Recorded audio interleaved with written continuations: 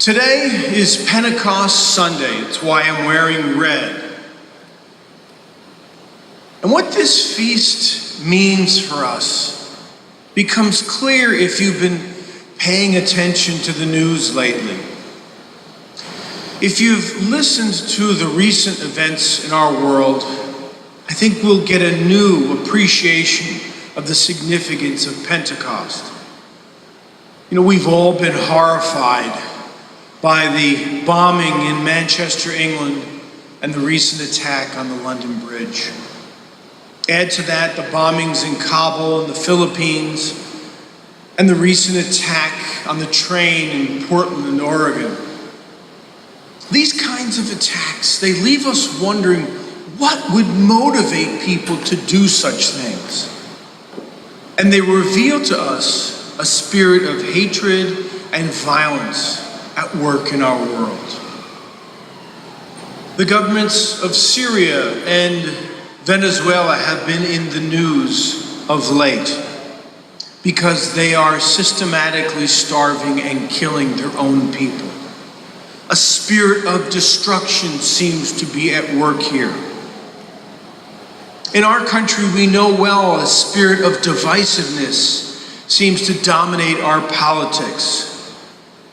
And it's hard to read Facebook and Twitter sometimes because there's a spirit of bitterness and meanness that marks many postings. And when we turn to our own lives, our workplaces, schools, families, and friendships, what spirit is alive in them? I hope it's a spirit of friendship and respect, of joy and generosity. But too often we find in them a spirit of envy, a cold-heartedness, a lack of real caring and meaning. Now, what does this dreary list have to do with Pentecost? Well, first, my friends, if our faith has nothing to do with real-life situations, then it really is irrelevant. Unless our faith speaks to and challenges what is happening in our lives and in our world, it will be dismissed. So let's turn to today's readings and see what the connection is between Pentecost and what's happening in our world. As you listen to the reading from the Acts of the Apostles, Paul's letter to the Corinthians, and John's Gospel, did you notice there was something happening in all readings that was the same? Did you notice there was a movement in these readings? In each reading, there's a movement from heaven to earth, from God to our world. For instance, in the Acts of the Apostles, the Spirit of God comes from heaven down onto Jesus' disciples. It fills them with the energy and power to speak God's gospel in a way that touches people's lives. In Corinthians, Paul speaks about the Holy Spirit coming from God onto the Christians in Corinth and how it fills each person with gifts to build up the Christian community.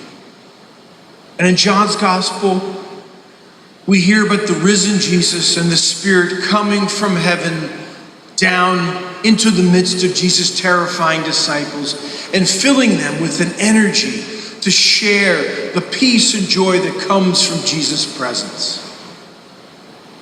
You see, the Feast of Pentecost celebrates our belief that into our dark and dangerous world has come a new life-giving spirit. Into our world of greed has come a spirit of generosity. Into our world of violence has come a spirit of peace.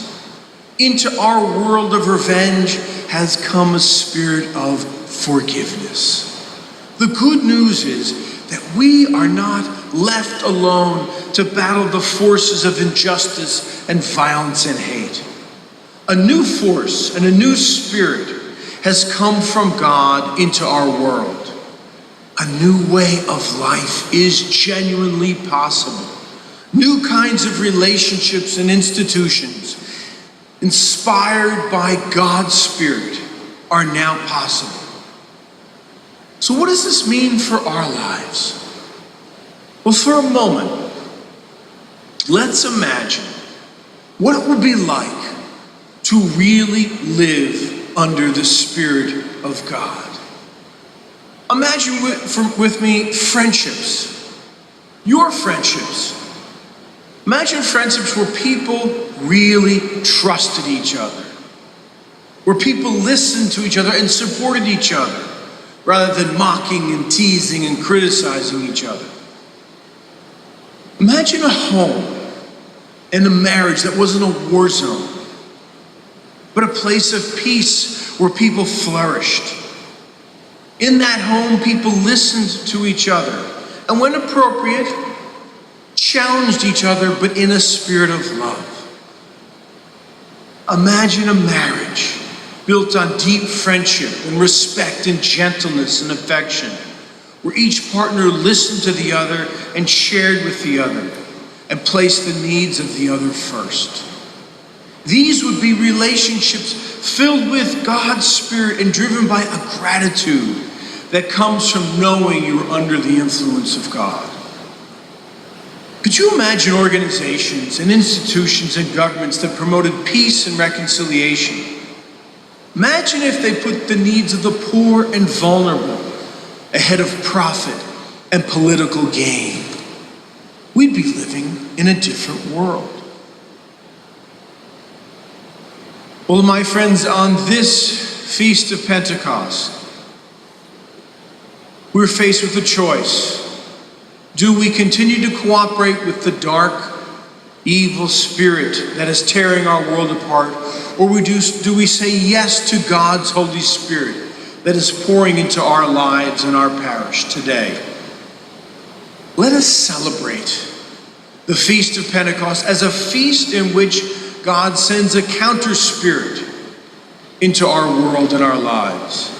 And as followers of Jesus, our task, our job, is to show the world what it looks like when a person lives under God's Spirit rather than the evil one.